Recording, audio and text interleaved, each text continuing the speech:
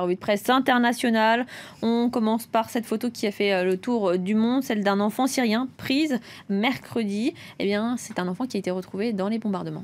Il s'appelle Omran, il a 5 ans et sa photo est en passe de devenir le nouveau symbole de l'horreur en Syrie.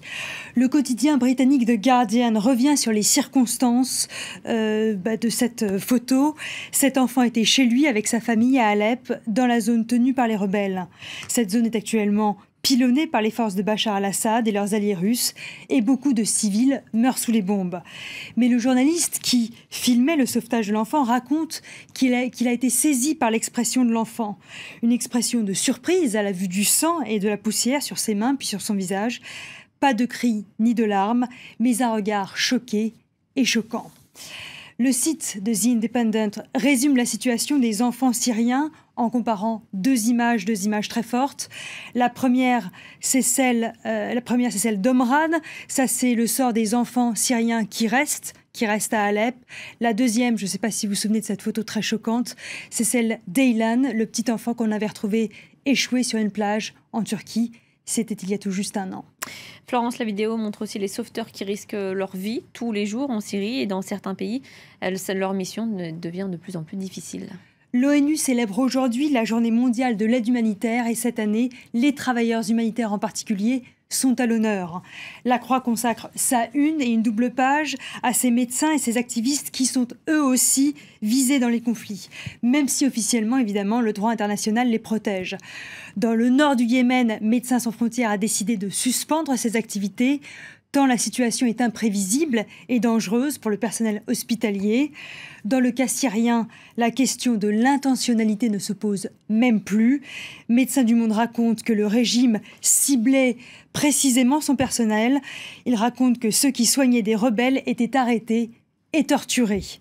Le 3 mai 2016, le Conseil de sécurité a pourtant voté une résolution à l'unanimité qui condamne les attaques contre les malades et le personnel de santé. Mais cette déclaration n'est pas encore suivie des faits. Un an après le bombardement de l'hôpital de Kunduz par les États-Unis en Afghanistan, les États-Unis, justement, n'ont pas précisé le statut des soins fournis à des combattants de groupes armés. Florence, on quitte la guerre pour revenir à Rio avec cet épisode peu glorieux, il faut le dire, pour la natation américaine. Oui, hier, je vous racontais cette histoire des 4 nageurs qui racontaient s'être fait braquer après une soirée très arrosée au Club France, comme quoi il faut toujours aller aux soirées françaises, mais ça ne s'est pas très bien passé pour eux parce que cette histoire est en train de tomber à l'eau. Alors, on a évidemment la presse brésilienne qui dit que cette histoire ne tient pas debout, la presse brésilienne qui raconte que les nageurs américains se sont comportés comme des petits cochons dans la station-service où ils étaient, ils ont uriné, ils ont cassé la porte des toilettes, du coup le gérant leur a demandé de l'argent, d'où l'histoire du braquage, mais ça ne tient pas du tout debout. La presse américaine n'est pas beaucoup plus élogieuse avec ces pauvres nageurs américains. Voyez donc cette photo de Ryan Lochte à la une du New York Post, The Ugly American, le vilain petit canard américain. Moi, je le trouve pas mal sur cette photo, mais on le traite de menteur avec son speedo on fire, c'est-à-dire que ça va pas du tout. Le Washington Post lui rappelle que Ryan Lochte a 32 ans, que c'est le plus âgé de la bande. Il pourrait donc faire preuve de maturité, mais non, c'est un jerk, ce qui n'est pas du tout un compliment. Enfin, The Daily Beast a trouvé une explication à ce comportement immature. Il suppose que le champion a d'abord menti à sa mère, qui elle a raconté l'histoire du braquage à la presse. Une situation donc difficile pour le champion, qui ensuite n'a pas pu faire machine arrière de crainte de décevoir la maman.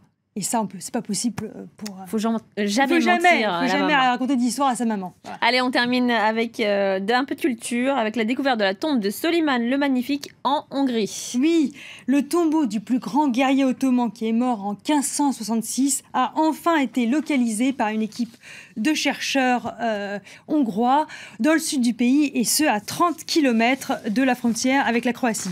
Alors, le Figaro raconte qu'à l'époque, le sultan était en route pour conquérir Vienne, mais il est mort de sa belle mort à la veille d'une bataille très importante. Alors son corps à l'époque avait été rapatrié à Istanbul, mais le cœur et les entrailles avaient été enterrés sur place. Autour de cette tombe avait été érigé un mausolée, un cloître et une mosquée. Mais badaboum, les Habsbourg ont débarqué au XVIIe siècle, ils ont reconquis la Hongrie et les paysans rois ont repris la terre. Donc on cherchait la tombe, on ne savait plus où elle était. Donc depuis le 19e siècle, on cherche, et ça y est, on l'a trouvé.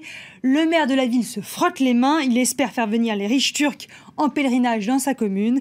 Et ça tombe bien parce que le président Erdogan a dit qu'il allait faire le déplacement pour commémorer les 450 ans du siège de la Hongrie. Merci Florence Gaillard pour cette revue de presse internationale.